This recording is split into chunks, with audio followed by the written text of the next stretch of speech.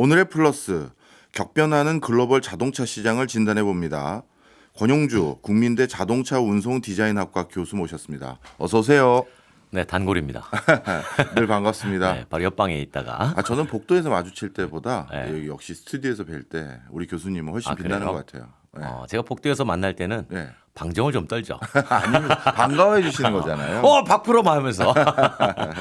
자, 요즘 또 미국의 전기차 시장에 뭐가 기조가 바뀐다고 해서 네. 이렇게 교수님 모시게 됐는데요. 네네네.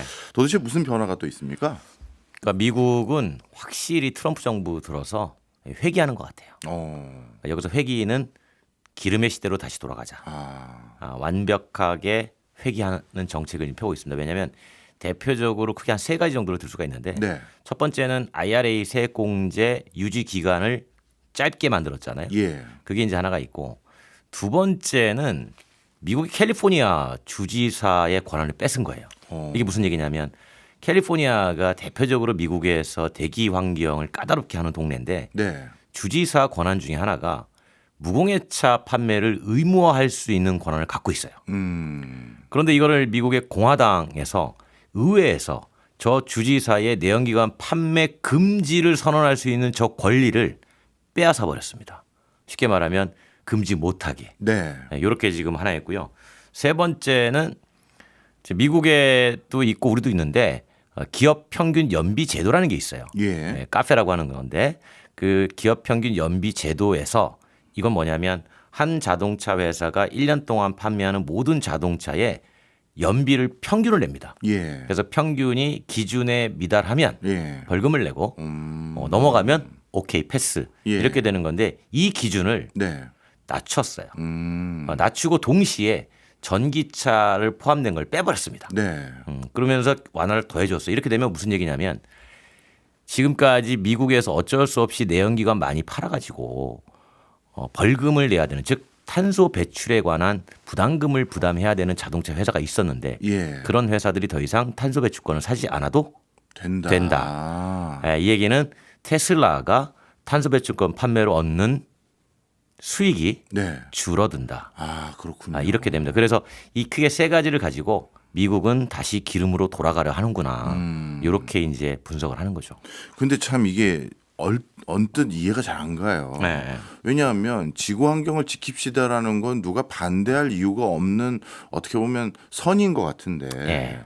그 기조에 부합하는 게 당연히 전기차로의 전환. 우리는 이렇게들 이해하고 있는데 네. 다시 과거로 회귀해서 기름으로 가동하는 자동차를 더 쓰자, 더 권장하자 이렇게 하는 이유는 뭐 다른 이유가 있는 겁니까?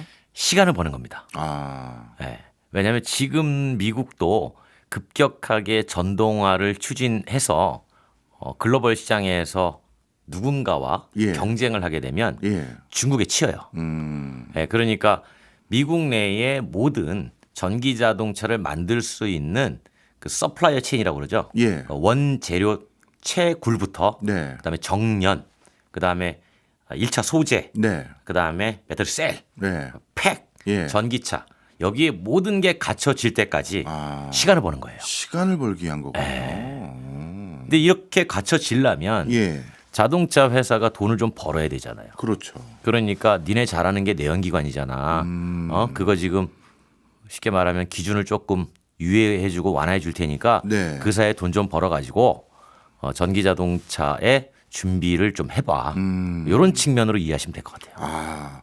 그 설명을 해주시니까 이제 왜 이런 일을 하는지 확 와닿는 것 같습니다. 그러니까 이게 흥미로워요. 왜냐하면 그러면 이제 유럽 같은 경우가 있잖아요. 예. 그러니까 유럽은 중국은 전기차로 무언가 글로벌을 치고 나가려고 그러고 예. 미국은 내연기관으로 돌아가려고 그러고 예. 그러니까 유럽을 딱 봤어요. 예. 어떤 스탠스를 취할까? 유럽은 딱 중립이에요. 네. 그러니까 이제 유럽에서 최근에 어떤 일이 있었냐면 원래 그 유럽에서는 법안을 하나 통과시킨 게 있어요. 그러니까 2035년부터 이제 내연기관 판매 금지를 이제 유럽에서 법안을 통과시켰는데 미래입법으로 통과를 시킨 거죠. 네. 앞으로 하겠다고. 근데 그 적용 시점을 두고 조금 유예하자 이런 얘기가 나왔고, 근데 그 35년도까지 가기 위해서는 당장 올해부터 배출 규제가 강화돼요. 네. 근데 요것도 다시 조금 완화해서 2029년까지는 조금 유예해서 적용을 해줄게. 그러니까 내연기관 잘하는 회사들은 어쨌든 내연기관으로 최대한 돈을 좀 벌어봐. 그리고 전기차로 전환을 해봐. 그래서 유럽은 딱 보니까 이게 뭐 우연인지 아닌지 네. 아니면 정말 전략적으로 분석을 한 건지 딱 트럼프 임기만 예. 이렇게 했어요. 아. 네, 그래서 트럼프 임기 끝나면 다시 미국의 정부가 바뀌어서 어떤 기조로 갈지 모르니 그때까지는 우리도 내연기관을 조금 규제를 너무 강하게 하지 말고 내연기관 할 수 있게 하고 네. 그다음에 기조가 바뀌면 혹시 미국이 바뀌면 예. 돌아서야 되니까 네. 준비는 좀 하자. 준비는 이렇게 하자. 지금 한 상태예요. 아, 그렇군요. 무엇보다도 이제 전기차에 대한 기조가 싹 바뀌고 나면 가장 큰 충격을 받을 국가 당연히 중국일 것 같은데요. 네네. 이 중국 여전히 전기차에 집중하고 있다. 저는 그렇게 들었는데 네. 얼마 전 상하이 모터쇼가 열렸는데 그때 어떤 변화라든가 우리가 주목해야 될 부분이 있었을까요? 그 재미있었던 건 제가 이제 현장에 직접 갔다 왔는데 네. 재밌었던 건 이제 중국의 자동차 모터쇼를 한 10년 다닌 것 같아요. 네. 근데 예전에는 한 10년 전만 해도 합작사 위주의 전시였어요. 네. 그러니까 베이징 자동차와 합작한 현대 자동차가 베이징 현대니까 베이징 현대 위주로 그 부스가 구성이 됐다면 이젠 그게 아니고 그냥 베이징 그룹 안에 그냥 베이징 현대 하나야. 그러니까 전기차에 들어가는 뭐 여러 가지 통신 기능 이런 것도 다 그냥 표준을 갖고 싶은 거예요. 그러니까 지금 중국은 전기차를 가지고 막 밀고 있는 거고 미국은 아직 그렇게 준비가 안 돼서 하긴 하되 네. 아직까지는 적극적인 대응을 하지 않고 기름 가지고 일단 시간을 좀 더 버는 거고 그렇군요. 유럽은 딱 중간. 그럼 우리는 어디를 봐야 되겠어요? 우리 딱 중간 보는 겁니다. 예. 우리는 그러니까 전기차 안 할 수도 없고 예. 그렇다고 내연기관 안 할 수도 없고 그래서 이제 미국 쪽에는 내연기관 중심의 하이브리드로 대응을 하고 예. 그다음에 그 외 시장은 또 전기차 만들어 가지고 뭐 중국과도 경쟁하고 다른 유럽 메이커와도 경쟁하고 다 하는 거죠. 우리는 뭐 수소도 해야 되고 다 해야 돼요. 네. 최근에 중국 자동차 회사가 열심히 매진하는 게 프리미엄 브랜드예요. 예. 그러니까 처음에 시작은 그냥 예를 들어서 상하이 자동차라 그러면 상하이 자동차의 뭐 전기차 이렇게 시작을 했는데 이쪽에서 자꾸 상하이 자동차가 프리미엄 브랜드를 만들어내는 거예요. 예. 우리 제네시스 하는 것처럼. 예. 예. 그래서 그 이유는 퍼블릭 시장이 너무 치열한 거예요. 그러니까 자기들도 돈도 안 돼요. 네. 마진도 적고. 예. 그러니까 일찌감치 프리미엄 브랜드를 만들어 가지고 수익률을 높여가는데 이게 어느 특정 회사만 그런 게 아니라 거의 동시다발적으로 쏟아져 나와요. 그래서 아마 많은 분들이 저한테 물어보더라고요. 중국에 모터쇼만 갔는데 생판 처음 보는 브랜드가 너무 많아가지고 맞아요. 모르겠더라. 이게 예. 최근에 등장하는 프리미엄 브랜드들이에요. 예. 제가 본 것도 지커라는 자동차가 너무 예쁘고 안에 타봤는데도 너무 멋지더라고요. 그래서 지커는 이제 지리그룹의 몰랐습니다. 프리미엄 브랜드. 예. 네. 그리고 뭐 아바타인가? 네, 아바타도 있죠. 예, 네, 뭐 아바타도 수많은 브랜드들이 있는데 그러면 결국 이것도 보급형 저가형 시장 말고 새로운 살 길을 모색하는 과정에서 선택한 어떤 전략이었군요. 그렇죠. 그러니까 한 단계 도약을 하는 거죠. 근데 그게 그들에겐 그래요. 해외에서 아무도 몰라도 괜찮아. 중국에서만 하면 돼. 예. 네, 그러니까 중국 내에서 일단 프리미엄 브랜드 인지도를 높인 다음에 이제 해외로 나갈 때 이제 전략을 쓰는 거예요. 무슨 얘기냐면 일단 중국 내에서 제품의 퀄리티를 높여놨잖아요. 네. 나중에 해외로 나갈 때 그런 프리미엄 브랜드를 내보내는 거예요. 네. 그러면 일단 제품력이 갖춰져 있다고 판단되기 때문에 그 현지에서 사람들의 호응이 있지 않을까 그런 판단을 하는 거죠. 그렇군요. 어찌 보면 제가 지금 교수님 말씀 쭉 듣고 나니까요. 지금 중국에는 20개 이상의 무슨 자동차 관련한 회사가 잔뜩 있던데 네. 민간 2곳, 국영기업 5곳으로 정할 테니 니네 그 안에 반드시 살아남아라고 한 이 시그널은 네. 더 출혈 경쟁을 하던 더 뭘 하던 어떻게든 성과를 내다라고 압박을 하는 것 같은 느낌도 있고 그러니까 살아남으란 얘기잖아요. 예. 네. 그런 건 당연히 어떻게든 니네가 안 팔리는 자동차든 아니면 더 팔기 위해서든 해외도 나가라고 압박하는 것 같은데 맞습니까? 맞아요. 네. 그러니까 그 누군가는 인수하고 예. 누군가는 인수 당할 거 아니에요. 예. 그러면 인수하고 인수 당하는 그 기준이 뭐냐라는 거죠. 예. 그때는 당연히 중국 정부는 수출을 봐요. 수출 많이 하는 회사는 인수할 수 있는 기업. 네. 수출 많이 못하는 기업은 인수 당할 기업. 근데 수출 대수도 중요하지만 수출 국가 수도 중요해요. 수출을 하는 국가가 많은 회사는 인수할 후보. 아, 그렇네요. 네, 수출 국가가 몇 개 없는 회사는 인수 당할 후보. 그러니까 네. 우리 같은 이 조그만 시장에 자꾸 들어와서 뭔가 하려고 하는 것이 수출 국가 하나가 추가되는 효과가 생기는 거죠. 그렇군요. 자, 이제 자연스럽게 그러면 우리 기업과 전기차 시장에서의 경쟁 구도를 안 여쭤볼 수가 없는데 앞서 말씀 주시기를 우리나라는 자동차가 전기차뿐만 아니라 기존 자동차, 하이브리드, 수소차까지 해야 된다 이렇게 네. 말씀을 주셨는데 중국은 어떻게 보면 이제 뭐 기존 자동차 시장은 약간 반 접고 우린 전기차 하나에 그냥 몰빵한다라는 느낌도 있어요. 그러니까 여기서 이제 중국은 NEV라고 하는데 예. 뉴 에너지 비클이라고 하는데 여기서 N이라는 게 중요해요. 예. 그러니까 뉴에 뭐가 포함되는데 예. 뉴에는 일렉트릭 전기가 포함되고요. 예. 하이드로젠도 포함돼요. 어. 네, 그다음에 뭐 전기를 만드는 과정에서 뭐 태양광도 포함되고 그래서 중국도 수소에 열심히 합니다. 아, 수소는 같이 포함되는 네, 거군요. 그래서 뉴 에너지라는 게 당장 전기만 보는 게 아니라 앞으로 수송에 필요한 에너지를 예. 친환경으로 바꾸는 모든 에너지를 NEV라고 정의를 해가지고 반드시 뭐 전기만 하는 건 아니에요. 네. 그러다 보니까 이제 앞으로 수소 관련해서는 한중일이 협력도 하지만 예. 이제 경쟁도 하는 이제 그런 관계로 갈 수밖에 없는 거죠. 그러면 지금 이 상황에서 중국은 동남아를 중심으로 해서 본인들 전기차 시장을 벌써 하나씩 점령해 가고 있고 그렇죠. 우리나라는 뭐 나름대로 미국 시장이 가장 큰 포션을 차지하고 있으니까 거기에서 당분간 또 화석 연료를 기반으로 하거나 하이브리드라든가 네. 이런 것도 팔긴 팔아야 되고 그렇죠. 그리고 또 전기차도 조금씩 공급을 해야 되는데 그럼 나중에 한국이 주력으로 삼고 있는 해외 시장 그러면 그냥 미국하고 뭐 몇 군데만 네. 남는 거예요? 분산되는 거예요. 아. 그러니까 무슨 얘기냐면 지금 1년에 약 한 9,700만 대가 글로벌에서 판매가 되고 있는데 예. 그 미국하고 중국을 합치면 네. 50%가 넘어요. 그러니까 가장 큰 시장이 두 개가 있는 거예요. 네. 근데 가장 큰 시장이 하나는 네. 전동화를 열심히 하고 있는 나라고 예. 하나는 내연기관의 연장선인 하이브리드를 열심히 하는 나라예요. 예. 그럼 양쪽 다 대응해야 되니까 우린 다 해야 되겠죠. 네. 그다음에 유럽의 일부 나라는 또 뭐 수소도 하고 똑같이 대응도 하고 또 뭐 PHEV도 하고 그런 다양한 국가별로 그 나라의 위정자들이 예. 우리는 어떤 종류의 자동차를 보급하겠다라는 정책들이 다 달라요. 예. 그러니까 우리는 수출을 많이 하기 때문에 그 대응을 다 해야 되는 겁니다. 아. 어느 한쪽에다가 올인할 수가 없어요. 마치 예. 그 투자를 분산하듯이 우리는 개발을 다 해야 되니까 우리 입장에서는 그냥 시장에 통합되면 네. 하나에 올인해서 개발비 줄이고 수익 내고 이러면 좋은데 네. 우리는 그게 안 돼요. 우리 다 해야 됩니다. 그러니까 어떻게 보면 개발비가 이중으로 부여되는 그런 과제도 안고 있는 거죠. 네, 그렇군요. 또 한편으로는 세계적인 자동차 강국 중에 하나인 일본의 정책도 궁금해요. 네. 정작 일본 내에서는 제가 전기차 다니는 걸 많이 못 봤거든요. 네, 일본은 전기차 많이 안 다녀요. 아직은. 예. 네. 뭐 물론 수소차는 열심히 개발하고 있는 건 알고 있는데 수소 버스는 많이 다녀요. 예.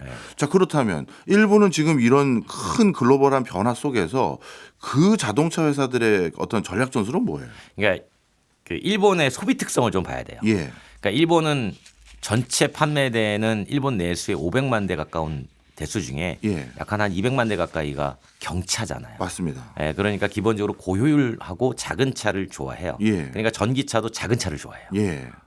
근데 지금 나오는 차들은 보통 뭐 중형급 나오고 하잖아요. 예. 근데 일본 같은 경우에는 전기차보다는 여전히 하이브리드를 선호하는 기조가 강해요. 그래서 일본 정부는 대형차, 버스, 상용차 이런 거는 수소로, 네. 그다음에 경차 이런 거는 전기로, 예. 그다음에 소비자들이 많이 찾는 뭐 중대형 일반적인 자동차는 하이브리드로 이렇게 이제 구분을 해서 이제 조금씩 밀고 있는데 예. 소비자들이 많이 찾아야 예. 밀 거 아니에요. 예. 소비자들이 전기차 자체에 대해서 아직까지 그렇게 선호도가 높지 않아요. 근데 조금씩 커지고 있죠. 네. 네, 근데 커지고 있는데 이제 작은 차 시장으로 커지고 있는 거고 네. 그러다 보니까 일본은 여전히 하이브리드가 대세인 거고 반면에 우리보다 수소는 좀 더 많이 보급돼 있죠. 그렇군요. 그렇다면 지금 앞서 설명해 주셨던 중국의 전기차를 중심으로 한 미래 에너지 기반의 자동차 전략하고 네. 미국의 과거로의 회귀 이 두 가지를 봤을 때 이런 흐름은 지금 일본의 자동차 산업에는 유리한 형국입니까? 아니면 불리한 겁니까? 유불리가 다 있죠. 예. 그러니까 무슨 얘기냐면 제가 그 투트랙으로 해야 된다고 말씀을 드렸잖아요. 예. 일본도 똑같이 투트랙 하고 있어요. 어. 그러니까 일본 내의 시장은 아직까지 큰 변화가 없지만 예. 일본에 있는 자동차 회사들도 똑같아요. 그러니까 도요타를 예를 들어보면 도요타도 중국에선 전기차입니다. 네. 그러니까 중국에서 내연기관 열심히 팔았는데 안 팔려요. 그러니까 중국에서 전기차 전략 차종을 막 쏟아내기 시작해요. 네. 근데 그런 차를 일본에서는 안 팝니다. 음. 네, 왜냐하면 중국에서 잘 팔리니까. 반면에 또 미국에서는 하이브리드 잘 팔리니까 또 하이브리드 열심히 하죠. 네. 그러니까 도요타도 똑같이 수소도 하고 네. 하이브리드도 하고 예. 전기도 하고 다만 지역별로 아. 주력 차종이 다를 뿐. 어떻게 보면 우리나라 전략과 비슷해지는 똑같아요. 거네요. 네, 비슷한 게 아니라 거의 똑같아요. 거의 똑같군요. 네. 그런데 이제 일본 같은 경우는요. 자동차 회사가 이제 우리보다는 사실 개수로는 많잖아요. 많죠. 네. 그래서 그런지 뭐 요즘은 뭐 인수합병 된다 뭐 이러다가 그 사장 된다 이런 회사들의 리스트들이 점점 늘던데. 닛산하고 혼다 말씀하신 네. 거예요? 그리고 뭐 스즈키도 사실 전통적인 자동차 말고는 뭐 이제는 새로운 차를 만드는 것 같은 느낌도 잘 안 들어요. 스즈키는 거의 뭐 인도에 가서 구비차가 돼 있죠. 예, 그러니까요. 뭐 이스라엘에서 좀 많이 타주고 뭐 이런 건 있는데 그러면 그 군소라고 해야 될지 하여튼 그런 작은 회사들은 앞으로 미래가 어떻게 되는 거예요? 그러니까 이제 우리가 일본의 자동차 회사가 8개 정도 있는데 네. 우리가 알고 있는 그러니까 인구 대비로 따지면 네. 사실 많은 거예요. 예. 중국도 7개로 통합한다 그랬는데 그렇네요. 네, 많은 거예요. 근데 지금까지 이 회사들이 버틸 수 있었던 건 일본 자동차가 워낙 해외 시장에서 수출이 좋았기 때문에 경쟁력이 있어가지고 버티고 있었던 거예요. 예. 그럼 이 경쟁력이 계속 유지가 될 수 있겠느냐를 봐야 되는데 예. 단적으로 닛산이 어떻게 됐습니까? 망했죠. 아직은 안 망했지만 거의 망한 거의 거잖아요. 뭐 위기에 예. 사실 7년 만에 200만 대가 떨어진 거면 예. 그냥 뭐 그렇죠? 네. 뭐 내년 3월이면 현금이 제로가 된다는데. 그래요. 그러니까 그래서 지난번에 이제 혼다하고 합병을 좀 일본 정부가 물밑에서 추진을 했던 거예요. 예. 이제는 우리도 통폐합을 좀 하고 경쟁력이 있는 규모로 가야 된다. 근데 이제 왜 안 되냐면 네. 닛산 때문에 안 됐어요. 닛산 유해요. 우리가 이런 거 있잖아요. 가난해도 예. 자존심은 살아있다. 그런 거 있죠. 네, 닛산이 그래요. 아. 그러니까 그때 혼다는 예. 닛산을 자회사로 만들려고 그랬어요. 예. 니네 어렵고 돈도 없고 어려우니 그냥 혼다가 도와줄 테니 자회사가 돼. 닛산은 안 돼. 웃기지 마. 니네가 뭔데? 나랑 대등한 관계로 가. 아. 그래서 혼다가 이런 지하에 거절해버린 겁니다. 예. 그런 일이 있었군요. 네, 그러니까 일본 정부 입장에서도 이게 잘 안 되는 거예요. 그런 사이에 닛산은 미국에서 하이브리드 제품 라인업이 거의 없었어요. 그러니까 미국에서는 하이브리드나 뭐 풀사이즈 SUV, 픽업 이런 것들이 막 팔리는데 예. 기껏해봐야 컴팩트 SUV, 뭐 중형 SUV 정도만 있고 예. 하이브리드 라인업이 없으니까 미국 내 있는 공장의 생산이 자꾸 줄어들게 되고 적자에 돌아가게 되는 거죠. 그래서 네. 이번에 구조조정안을 보니까 미국 내에 있는 공장을 없애겠다 이런 얘기도 있고 일본 내에 있는 공장도 두 곳 없애겠다 이렇게 얘기하고 있는 거죠. 네. 일본도 뭔가 큰 재편이 일어나기 초입인 것 같습니다. 교수님, 네, 네. 앞서 우리 일부에서 닛산 얘기하다 좀 말았는데요. 말았죠. 일본의 그 참 자동차 명가들이 이제 하나하나 옛날 같은 경쟁력이 없어지는 것 같은데 네. 먼저 닛산은 왜 잘 나가던 회사 이렇게 된 거예요? 닛산은 사실은 기업 문화가 조금 독특해요. 예. 그러니까 내부의 파벌 싸움이 너무 심한 회사예요. 파벌 싸움이요? 네, 주인이 없다 보니까. 아, 주인이 없습니까? 네, 그러니까 이제 그게 쭉 한때는 잘 나갔죠. 예. 일본의 2위 회사였고 뭐 기술의 닛산 해가지고 뭐 옛날에 뭐 페어레디 제트도 뭐 히트시키고 잘 나갔는데 네. 그러니까 점점 그런 파벌 싸움들이 심해지면서 이 경영상의 미래 전략을 세우지 못했던 거예요. 그래서 한번 위기가 왔었죠. 네. 그때 이제 우리가 흔히 알고 있는 우리 커터맨 칼로스 곤 사장이 닛산에 네. 가서 2만 명을 구조조정하고 그러면서 회사를 다시 이제 부활을 시켰죠. 네. 부활을 시켜서 무언가 미래 전략을 해보려 그러는데 다시 이제 일본 경영진들의 보이지 않는 반발로 아. 칼로스 곤은 이제 무언가 부정행위를 저질렀다고 해서 야밤도주였잖아요. 그렇죠. 쫓겨나고 근데 그게 사실은 뭐 나중에 다큐멘터리로도 나왔습니다만 예. 그러니까 허용하지 못하는 거죠. 그때 칼로스 곤은 어떤 생각이었냐면 닛산을 르노에 합병시키려고 그랬어요. 네, 그런데 이제 그 닛산의 자존심이 우리가 왜 프랑스 회사에 들어가야 돼? 앞서 말씀드린 것처럼 자회사 이런 거 허용하지 못하는. 네. 그러면서 이제 곤을 내보내고 이제 일본인 사장이 올라왔는데 네. 그리고 이제 또 시간이 흘렀단 말이에요. 예. 똑같은 상황이 됐어요. 그러니까 올해 1월에 닛산의 우치다 사장이 사임을 하고 예. 새로운 CEO가 옵니다. 네. 외국인이에요. 예. 멕시코 출신인데 그러니까 위기 때만 외국인사 CEO를 선임을 하고 위기가 조금 잦아들면 다시 일본의 경영진이 와서 예. 또 위기가 자초가 되는 이런 역사를 되풀이하고 있는 거예요. 아, 어찌 보면 파벌 싸움이 심할 때니까 그때는 우리 중립지대라고 할 수 있는 외국인을 그때만 맞아요. 쓰고 네. 어느 정도 그게 그 사람 필요 없어지면 다시 파벌 싸움 그렇죠. 하는군요. 아. 네. 심지어는 과거에 닛산 어느 정도 파벌 싸움이 심하냐면 네. 이제 어떤 파벌에서 경영권을 잡잖아요. 그럼 반대 파벌은 다 내보냅니다. 아, 숙청을 하는 거예요. 예. 그러니까 거의 정치 문화와 가까워. 그런데 이제 워낙 그 닛산 자체의 자존심이 강한 회사이기 때문에 예. 다른 문화를 받아들이는 것도 그렇게 허용하지 않아요. 그렇군요. 네, 그러니까 이런 위기는 제가 이렇게 진단을 하거든요. 단순하게 파벌 싸움은 기업 문화적인 측면이고 이제 그거에 매몰되다 보니까 예. 제품의 미래 전략을 그때그때 세울 수가 없는 거예요. 5년, 10년 뒤에 제품 전략을 세워서 지금 개발해서 가야 되는데 지금 당장 2, 3년 안에 CEO 누가 될 건가? 이것만 가지고 그러고 있으니 그럼 새로운 사람이 그럼 5년 뒤에 할 거라 그러면 3년 뒤에 CEO가 바뀌면 네. 또 바뀌고 네. 이런 것들이 제품 전략 부재로 네. 연결이 됐고 네. 그게 위기를 계속 만든 가장 큰 이유가 아닌가 이제 그렇게 생각을 하죠. 그렇군요. 그러면 또 다른 회사들도 한번 여쭤볼게요. 예전에 스즈키도 네. 아주 강단 있는 그 나이든 CEO가 네. 어떻게 보면 이제 경영권을 슬쩍 이제 놓고 경영 이선에 물러가는 것처럼 하더니 요 근래는 다시 전면에 나서는 것 같더라고요. 위기의 스즈키를 내가 살리겠다라고 하면서 그런 것들이 도움이 되는 겁니까? 그럼? 그러니까 이제 그거는 워낙 저보다 더 잘 아실 것 같아요. 그러니까 그 박정호 교수님도 워낙 많이 보시니까 강력한 오너십 경영이 나은 것이냐, 예. 아니면 전문성을 가진 전문 경영이 나은 것이냐, 어떻게 보세요? 사실은 답이 하나만 있는 건 아니죠. 그렇죠. 그때그때 다르겠지만 예. 위기인 경우에 사실 위기인 경우에는 뭔가 그 회사의 애정을 가진 그리고 제조라는 건 대표님 교수님도 아시겠지만 영혼을 갈아넣는 거가 있잖아요. 그렇죠. 그래서 그 영혼을 불어넣었던 그 초기 멤버들이 와서 다시 정비할 필요가 있긴 있는데 그런 차원에서는 전 나름대로 의미도 있을 거라고 생각하는데 문제는 자동차 산업은 판이 바뀌고 있거든요. 그렇죠. 지금 지각 변동이 일어나고 있죠. 그러면 예전의 방식이 아닌 아닐 수도 방식이 있죠. 필요한데 그 예전 거만 고집하면 또 안 되니. 그래서 예전 사람이 오시면 이렇게 하죠. 기계는 이래야 돼. 맞아요. 아니 지금 전자기기로 가고 있는데 그러니까요. 기계를 웬 말입니까? 그래서 저도 참 이게 어떻게 될 건지 잘 모르겠어요. 그러니까 이제 그런 기술적인 부분이야 변동되는 거에 대응을 하더라도 네.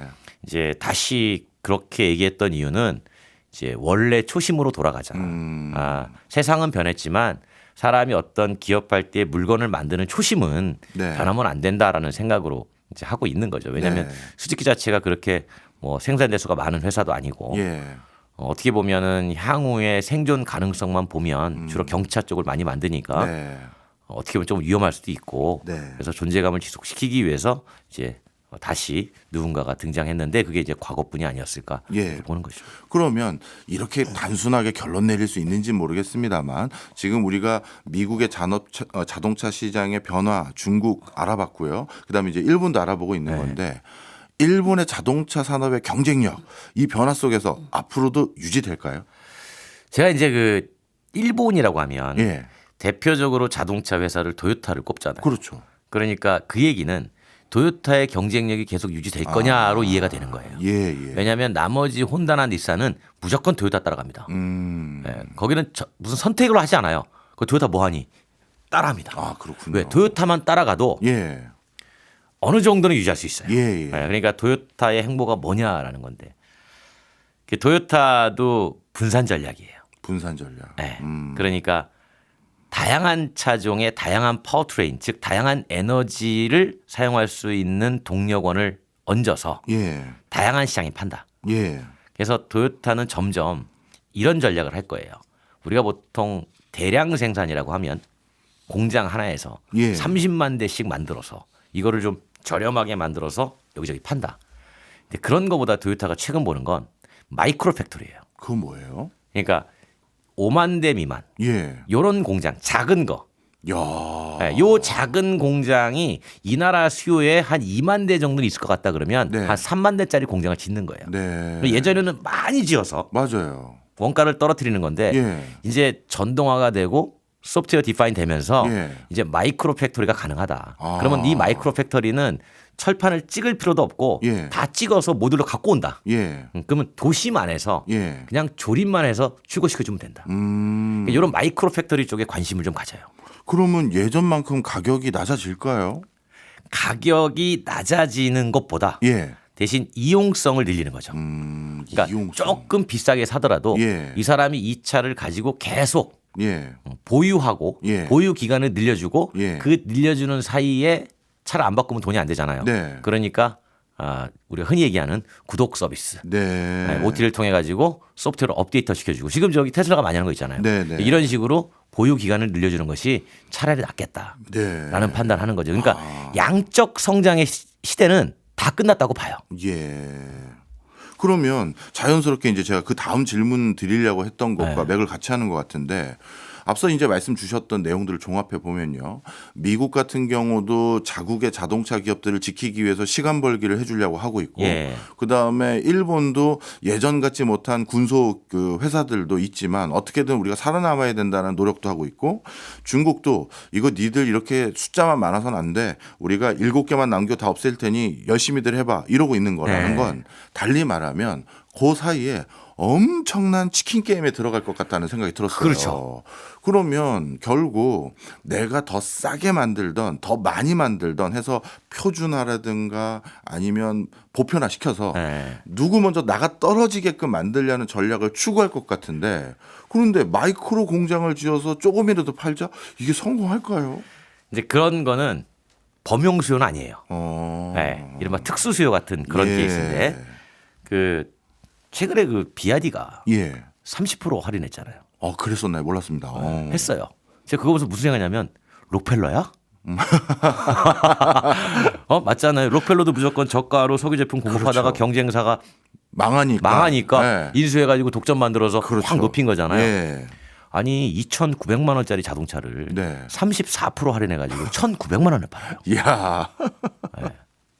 그러니까 약간 그런 생각이 오는 거예요. 예. 물론 이 회사가 재고도 많고 재고를 털어내기 위해서 하는 건 충분히 이해하겠지만 공급망과 가치사슬을 가지고 있으니 예. 이제 드디어 말씀하신 대로 본격적인 중국 내 전기차 치킨 게임이 들어가는구나. 예. 여기에서는 정말 다 이제 쓰러지겠구나. 예. 이런 세상이 오게 되는 거고 네. 이제 그렇게 해서 이제 그 회사들이 글로벌로 나가면 예. 이제 똑같은 케이스가 만들어지는 거죠. 그래서 전기차 같은 경우는 이제 치킨 게임에 들어갈 가능성이 높아요. 예. 그럼 다시 우리나라 질문을 드릴 수밖에 없어요. 만약에 그래서 중국 내에서 비아디가 상당히 많은 회사를 제치고 그래서 이제는 중국 시장에서도 우리 점유율이 뭐 진짜 20-30%가 넘어라고 하면 그걸 커버하기 위해서 더 규모감 있는 공장을 증설할 수도 있고 표준화할 수도 있잖아요. 그렇게 되면 지금도 할인해서 1,900만 원대 자동차가 나오는데 만약에 그냥 시나리오입니다. 이러다 전기차를 1,000만 원대 초반까지나 1,500만 원대를 들고 나와서 전 세계 시장을 공략하게 되면 우리 현대차를 포함해서 해외에 있는 많은 전기차 만들어 보겠다는 회사들은 그냥 또 싹 고사되는 거 아니에요? 자, 이제 그때는 어떻게 경쟁이 가능하냐면 예. 사실 국내 생산분으로는 경쟁이 어려워요. 그러니까 대당 인건비 비중이라는 게 있어요. 네. 예. 그게 사실은 중국이 우리보다 저렴하긴 합니다만 뭐 아주 크게 저렴하진 않아요. 그 보고서를 보면 전 세계에서 자동차 만들 때 가장 저렴한 인건비는 모로코예요. 예. 그러니까 미국이 비싸고 제일 비싼 나라는 독일입니다. 독일이요. 예. 예. 1인당 대당 한 3,000달러 이상이 예. 인건비가 녹아져 있는 건데 예. 우리가 한 80달러인가 그 정도 있는 거 본 것 같고 그러면 생산 비용이 저렴한 곳으로 옮겨야 돼요. 그러니까 이름표는 한국차인데 예. 이를테면 인도네시아에서 생산한 전기차를 가지고 예. 중국 전기차와 대응을 한다든가 예. 이런 식으로 갈 수밖에 없는 구조예요. 그러면 국내에 생산한 거는 그만큼 수출이 줄어들겠죠. 예. 그러니까 지금 글로벌 회사들의 전반적인 왜 아까 마이크로 팩토리 말씀드렸냐면 예. 이 전략이 되게 양산인 것 같지만 아니에요. 그러니까 현지 생산, 현지 판매로 가려고 해요. 예. 그게 오히려 더 싸다. 네. 그러면 현지에서 조달도 많이 할 수 있고. 네. 그러니까 현지 생산, 현지 판매인데 과거에는 현지 생산과 현지 판매가 큰 시장 중심으로 간 거예요. 예. 미국이 시장이 크면 미국에 공장 짓고. 근데 이제 마이크로 팩토리 개념을 왜 갖고 나오냐면 시장 규모가 작은 나라가 있잖아요. 예. 거기에는 마이크로 팩토리가 적절하다는 거예요. 그래서 그 나라의 소비자들에게 가장 적절한 차를 만들어 주겠다라는 거예요. 왜냐하면 소비 트렌드가 너무 다양해지는 거예요. 예를 들면 같은 북유럽 국가인데 스웨덴의 자동차 구매 특성과 노르웨이의 자동차 구매 특성이 달라요. 네. 그러면 똑같이 줄 수는 없잖아요. 네. 그러면 이제 수요가 나오면 이제 마이크로 팩토리를 통해 가지고 맞춰서 가는 거를 고민하고 있는데 대신 그거 만들 때 모든 거를 전 세계에서 모든 차의 일부분을 다 통합시키겠죠. 네. 그러니까 대량 생산 개념이라는 게 한 공장에서 완성차를 많이 만들어내는 개념이 아니라 이미 다 플랫폼 통합돼 있고 예. 요거를 그냥 많이 갖다 줘서 약간의 디자인 좀 달리하고 네, 네. 이런 식으로 현지 수요에 맞게 가는 게 트렌드예요. 그렇군요. 이제 좀 이해가 되네요. 어찌 보면 이제 지금 우리나라 자동차로 비유하면 껍데기는 아반떼와 K3 달라 보이지만 안에는 다 표준화되어 다 있는 똑같습니다. 그런 형태로 어떻게든 단가 경쟁도 하는 이제 게다가 좀 이제 이해가 심지어는 이런 얘기를 하거든요. 됩니다. 네. 우리가 이제 지금 로보택시 하면서 자율주행하면서 그 사고 제로에 도전하고 있잖아요. 예. 그 사고 제로가 되면 예. 지금 가장 자동차 대량 생산할 때 어려운 게 철강이에요. 철강. 예. 그러니까 철강을 갖고 와서 프레스로 찍어서 예. 그걸 용접하고 이런 과정들을 거쳐야 되는데 무겁잖아요. 그렇죠. 무거우니까 배터리를 큰 거 써서 주행거리 늘려줘야 되고 예. 근데 사고만 없다면 예. 이걸 플라스틱으로 쓰면 돼요. 우리가 이 철강을 쓰는 이유는 안전 사고 때문에 때문에. 그래요. 안전 그렇죠. 때문에. 예. 네. 그러니까 크래시가 나거나 하면 예. 크럼블 존이 생겨가지고 충격을 흡수해 줘야 되니까. 예. 그러니까 로보택시가 돼서 완전 정말 사고가 없다 그러면 그냥 가벼운 플라스틱을 쓰고 예. 그 안에 배터리는 무게가 가벼워지니까 적은 걸 써도 돼요. 예. 그러면 원가가 낮아지는 떨어지겠죠. 주행거리는 확보가 되고. 그러니까 이런 식으로 계속 고민들을 하고 있는 거예요. 하긴 듣고 보니까 또 기술적인 환경이 바뀌면 또 차 가격을 낮출 수 있는 다른 요인이 생기는 거군요. 그렇죠. 자, 그렇다면 또 한번 종합을 해보겠습니다. 지금까지 전부 다 들어봤더니 각 국가마다 자동차 산업의 변화 속에서 어떻게든 살아남으려고 노력들을 많이 하는 것 같은데 우리나라 현대차를 중심으로 한 우리 자동차 산업을 지키기 위해서 이제 곧 또 대선이잖아요. 네. 이 우리나라 대표적인 대선 후보 공약들 예. 자동차와 관련돼서 뭐 이번에 나온 게 좀 있습니까? 없어요. 참 이러면 안 되는데. 네, 그냥 뭐 이런 거 있습니다. 2035년까지 내연기관 판매 금지. 근데 제가 볼 때 그건 현실적으로 어렵고요. 네. 그다음에 뭐 전기차 판매 촉진을 위해서 도심 내에 탄소 제로존 지정. 그거는 뭐 이미 유럽에서 하고 있으니까 예. 우리도 충분히 도입할 필요가 있습니다. 그다음 뭐 전기차 살 때 개별 소비세 좀 더해주고. 그러니까 예. 큰 틀에서의 그런 전략들은 없어요. 예. 왜냐하면 지금 상황에서 저는 이렇게 봐요. 어느 누가 대통령이 돼도 자동차 산업 쪽에 할 수 있는 건 그냥 R&D 지원해 주는 것. 네. 그거 외에는 마땅히 할 건 없고 예. 있다면 예. 이제 미국과 관세 협상 잘하는 거. 그게 제일 크죠. 예전에는 국가가 이런 산업 일으키기 위해서 더 적극적으로 많은 행보를 했던 것 같은데 이제는 그런 소극적인 대응밖에 할 게 없어요. 왜냐하면 이미 연구개발 같은 경우는 자동차 회사가 미래를 예. 위해 더 많이 하고 있어요. 자체적으로. 그러니까 우리가 자동차 회사가 당장 완성차 만들어서 대외적으로 수출을 많이 할 수 있는 여건들을 만들어 주는 건 결국은 통상 외교 쪽이잖아요. 그러니까 그쪽에서 뭔가 많이 열어주는 거 외에는 예. 국내적으로 할 수 있는 건 그렇게 많지 않다라고 저는 봐요. 자동차를 많이 국내에 팔게 해주는 것도 문제가 생겨요. 네. 그러니까 이를테면 우리나라 자동차가 2,700만 대예요. 예. 등록 대수가. 인구가 5,200만이에요. 네. 인구 절반보다 많아요. 그렇네요. 그러니까 여기서 더 등록 대수 늘리면 예. 그냥 대한민국 도로는 자동차로 꽉 차게 돼요. 그렇구나. 그러니까 우리가 지금 구매는 장려하되 운행은 억제하는 정책을 펴고 있거든요. 네. 왜냐하면 수용이 안 되니까. 네네. 그렇다고 구매를 너무 장려해도 사회적인 문제가 발생하고 그러니까 저는 이렇게 봐요. 적정하게 네. 차라리 중고차가 수출이 잘 될 수 있게 좀 밀어주면 네. 조금 여유가 생긴다. 왜냐하면 자동차라는 게 이제 처음에 새로 공장에서 만들어져서 시중에 나오면 예. 운용되고 또 중고로 몇 번 손을 바꿔 타고 네. 그다음에 폐차가 되거나 아니면 해외로 나거나 해서 예. 이렇게 이제 연결이 되는 건데 예. 이제 그런 어떤 그 뭐가 기업 자체, 산업 자체가 좀 흘러갈 수 있는 네. 그런 용도를 좀 만들어 주는 게 좀 필요하지 않을까. 오히려 이제 밸류 체인이 더 잘 가동될 수 있는 그런 여지를 두는 게 더 중요하다 이런 맞아요. 말씀이네요. 네, 저 그렇게 봐요. 그러면 과거에 가장 큰 이슈였던 전기차 보조금 이런 건 이제 중요한 정책이 아닌가 보죠. 중요하죠. 네. 네. 대신 일관성이 있어라는 거죠. 일관성. 네, 무슨 얘기냐면 지금 전기차 보조금도 초기에 대당 보조금 예를 들어서 100만 원 주겠습니다라고 하면 이게 일관적이었어야 돼요. 예. 근데 이제 100만 원 줬다가 그 이듬해 예. 80원 줄게요. 대신 지급 대상 차종은 늘릴게요. 자, 그 이듬해 70원 줄게요. 네. 그 이듬해 60원 줄게요. 예. 늘릴게요. 이렇게 해놨거든요. 예. 결과는 어떻게 됐냐면 반토막 났습니다. 그러니까 아직까지는 경제적 시각으로 접근하는 사람들이 대부분이기 때문에 그냥 100원 줄 거 그냥 100원 주고 유지를 했어야 되는 거예요. 예. 그러니까 대수를 늘리지 않고 그러니까 그렇게만 늘려도 일정 부분 보금 목표 수에 도달을 했을 겁니다. 저는 그렇게 보거든요.